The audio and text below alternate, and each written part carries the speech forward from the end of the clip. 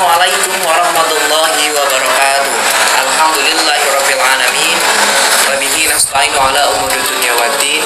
Wassalatu wassalamu ala asrofil anbiya'i wal mursalin wa ala alihi wa sahbihi ajma'in. Amma ba'du.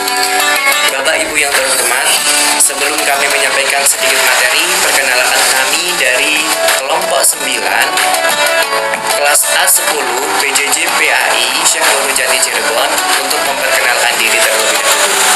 Perkenalkan, nama saya Muhammad Fauzi. Perkenalkan, nama saya Cici Widianingsih. Perkenalkan, nama saya Siti Khairatul Nadhiro. Nah, pada kali ini kami akan membahas sedikit tentang ilmu Al-Quran, yaitu tentang uslub Al-Quran.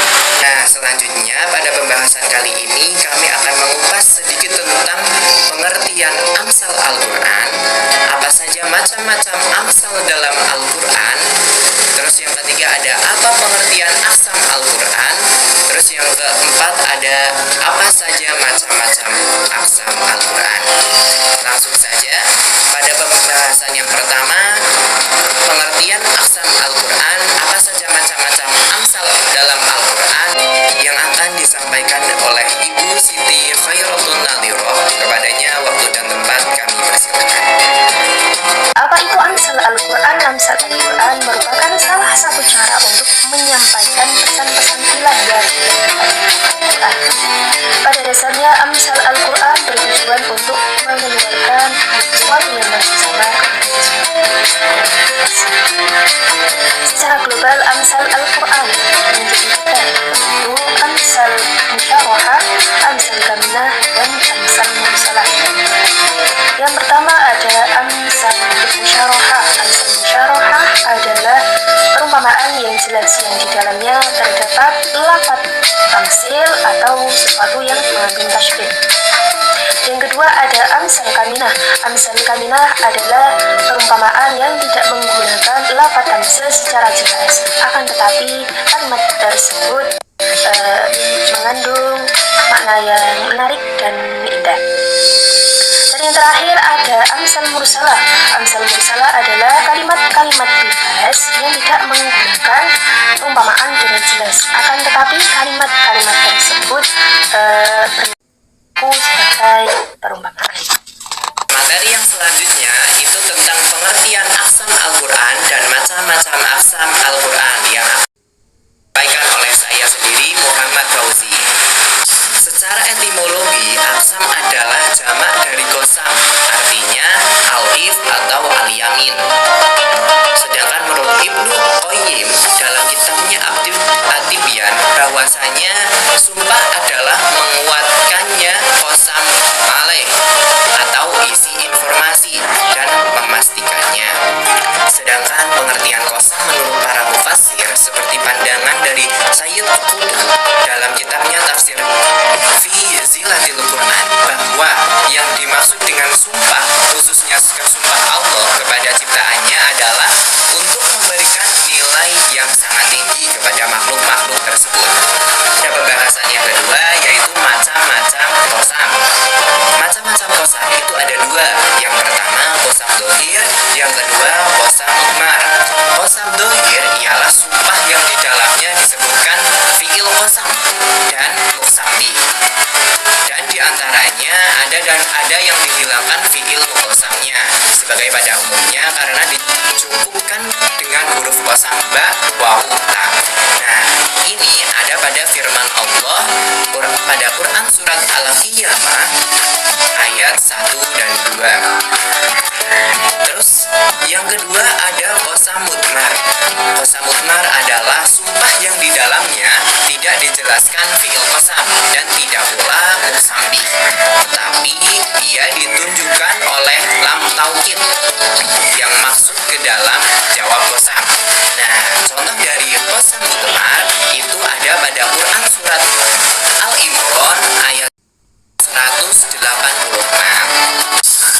Nah, kita langsungkan saja pada pembahasan yang ketiga, yaitu unsur-unsur yang membentuk qasam dalam Al-Quran, yang akan disampaikan oleh saudara kita, Ibu Cici Widianingsih. Kepadanya waktu dan tempat dipersilakan. Dan selanjutnya yaitu unsur-unsur yang membentuk qasam. Nah, unsur-unsur yang membentuk qasam itu ada tiga. Yang pertama ada qasam, yang kedua muqsam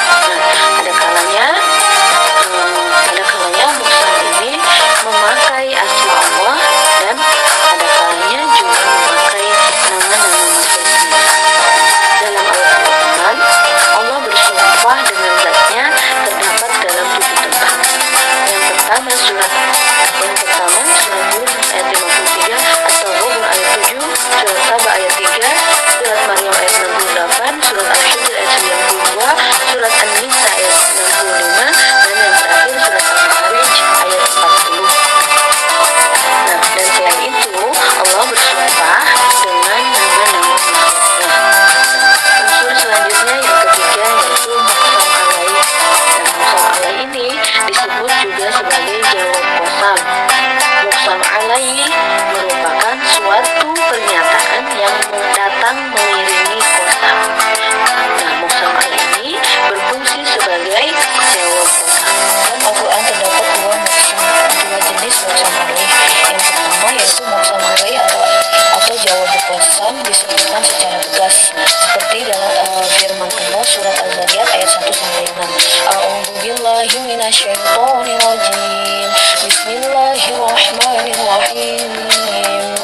Wadzariyati zarwa falhamilati wiqra faljariyati yusra falmuqassimati amra innama tu'aduna lasadiq wa innad dina lawaqi'. Jenis yang kedua yaitu muqsam alaihnya dihilangkan. Muqsam alaih dihilangkan karena dua alasan. Yang pertama, di dalam muqsam bih sudah terkandung makna muqsam alaih, dan yang kedua, kosam tidak memerlukan jawaban karena sudah dapat dipahami dari redaksi ayat dalam surat yang terdapat di dalam Al-Quran. Nah, contoh jenis yang kedua ini terdapat dalam surat Ad-Duha ayat 1-2. A'udzu billahi minasyaitonir rajim. Bismillahirrahmanirrahim. Wadduha wal laili idza saja. Nah, sudah cukup jelas ya teman-teman pembahasannya tentang uslub Al-Quran. Kiranya cukup ini yang dapat kita sampaikan. Kurang lebihnya kami mohon maaf yang sebesar-besarnya. Kami akhiri, wabillahi taufiq wal hidayah. Wassalamualaikum warahmatullahi wabarakatuh.